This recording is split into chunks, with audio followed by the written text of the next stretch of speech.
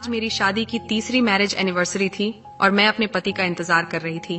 पर जैसे ही मेरे पति घर पहुंचे और बेडरूम का दरवाजा खोला और मेरे हाल को देखकर मेरे पति भौंचक्का रह गए और मेरे लिए लाया हुआ गिफ्ट उनके हाथ से वहीं गिर गया। दोस्तों, मेरा नाम आरुषि है और मैं 22 साल की लड़की हूँ। जब मेरी उम्र 19 साल थी तभी मेरी शादी हो चुकी थी। मेरे कोई भी लड़का या लड़की नहीं है। मेरे पति मजदूरी का काम करते हैं, पर वह मुझसे बहुत प्यार करते हैं। मेरे घर की बात की जाए तो घर में मेरे अलावा मेरे सास ससुर हैं और मेरे पति मेरे सास ससुर की इकलौती औलाद है और मेरे घर में कोई भी नहीं है। मेरे पीहर पक्ष की बात की जाए तो मेरी एक बहन है, मेरे 2 भाई हैं, मेरे माता पिता है और काफी अच्छी खासी फैमिली से मैं आती हूँ। मेरी शादी अरेंज मैरिज हुई है। पहले मैं एक लड़के से प्यार करती थी। जब मेरी शादी फिक्स हुई तो वह मेरे सामने आकर बहुत रोया और गिड़गिड़ाया और उसने मुझसे कहा कि चलो कहीं भाग चलें, पर मैं अपने घर वालों की इज्जत खराब नहीं करना चाहती थी, तो मैंने उससे मिलना जुलना बिल्कुल बंद कर दिया। और वह दिन भी आया जब मेरी शादी हुई और मेरी विदाई हो गई। पहले दिन बहुत अच्छे से मेरी सुहागरात हुई और मेरे पति मुझसे बहुत प्यार करते हैं, पर कहते हैं ना कि उम्र के साथ साथ धीरे धीरे प्यार कम होने लग जाता है, और मेरे साथ भी ऐसा ही हुआ।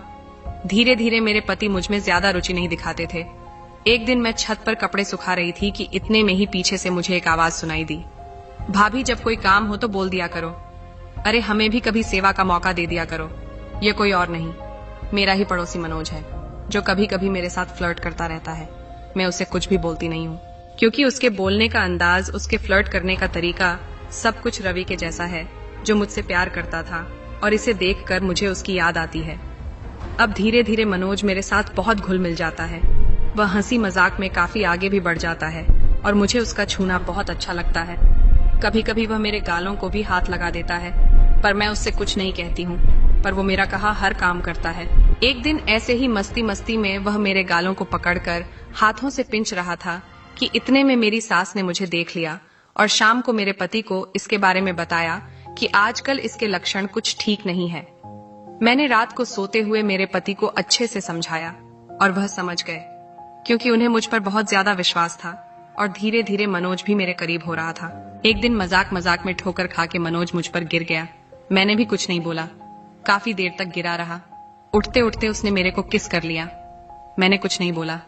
अब मैं मनोज को सीधा तो बोल नहीं सकती थी कि मैं उसे पसंद करती हूँ, पर मैं उसकी हर नाजायज चीज का समर्थन करने लगी।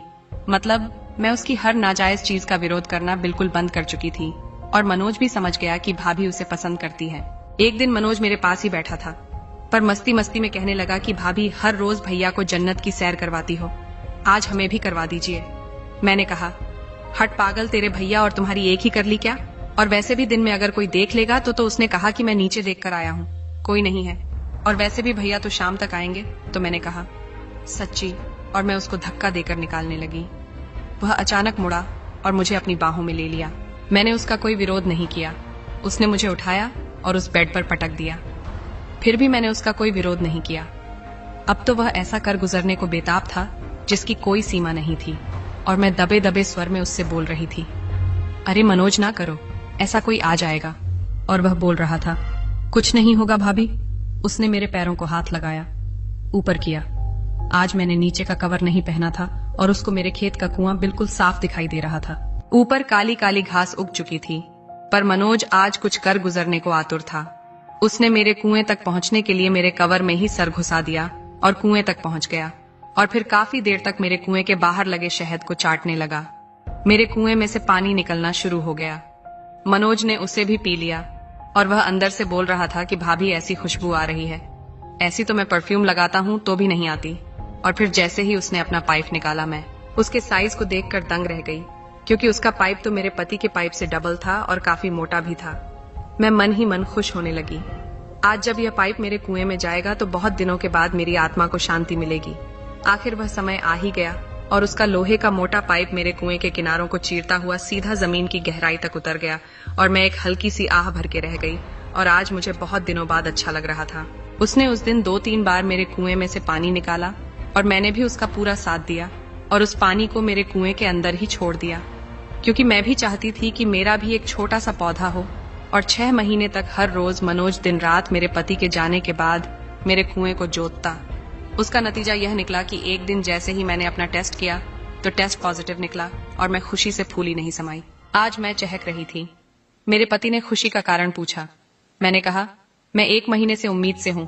जब मैंने मेरे पति को इसके बारे में सुनाया तो वह बहुत खुश हुए। उन्होंने सबको मिठाइयां बांटी, मनोज को मिठाई दी। तब वह मन ही मन खुश हो रहा था, क्योंकि यह उसी की मेहनत का नतीजा था। मैं बहुत खुश थी। आज मेरी शादी की सालगिरह थी और दूसरा मेरी गोद भी हरी भरी हो गई थी। मेरे पति घर से जाते हुए मुझे बोले कि ज्यादा काम मत करना और अपना ख्याल रखना। वह नहीं चाहते थे कि बच्चे को कुछ भी हो। मैंने भी उनको एक किस किया और बाएं बोलकर अंदर चली आई और मैं शाम का इंतजार कर रही थी, जब मेरे पति कुछ सरप्राइज गिफ्ट मेरे लिए लेकर आने वाले थे। इतने में मनोज मेरे रूम में आ धमका। मैं उससे बहुत खुश थी, क्योंकि उसने मेरी बरसों की सुनी कोक को हरा भरा कर दिया था और मैंने आते ही उसे गले से लगा लिया और उसे लव यू बोलकर चूमने लगी। मनोज भी मुझसे बोलने लगा, लव यू भाभी जी।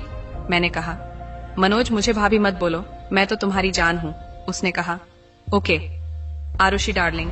फिर मनोज ने मुझे मेरे घर के बेड पर लिटा दिया और मैं भी मनोज को रोकने की बजाय उसका साथ देने लगी। मैं मनोज का साथ इसलिए दे रही थी कि मुझे पता था कि मेरे पति शाम तक घर आएंगे, पर आज मनोज मुझे खा जाने के मूड में था। उसने मेरे ऊपर और नीचे के सारे छिलकों को निकाल दिया और मुझसे बोलने लगा कि आपकी गोद भरने के बाद तो आप काफी खूबसूरत लगने लग गई। और मैं भी उससे तारीफ सुनकर फूली नहीं समा रही थी। मेरा जी कर रहा था कि बस उसमें सिमट जाऊं, और इतने में ही उसने मेरा आखिरी कवर भी उतार दिया और वह उतरते ही उसे मेरे खेत में बने हुए कुएं के दर्शन हो गए। उसने अपने होठों से मेरे कुएं की साइड की दीवारों को चाटना शुरू कर दिया। मेरे कुएं की दीवारें भी अब फड़फड़ा रही थीं और कुछ देर बाद उसने अपने लोहे का मोटा सा पाइप निकाला और मेरे कुएं में गहराई तक उतार दिया। जब उसके पाइप से पानी निकलने वाला था तो मैंने कहा कि अंदर मत छोड़ना, अंदर का काम हो चुका है, और बाहर निकालकर मैंने उस सारे पानी को पी लिया। इसी बीच पता नहीं कब मेरी सास ने मुझे पानी पीते हुए देख लिया और उसने मेरे पति को फोन कर दिया।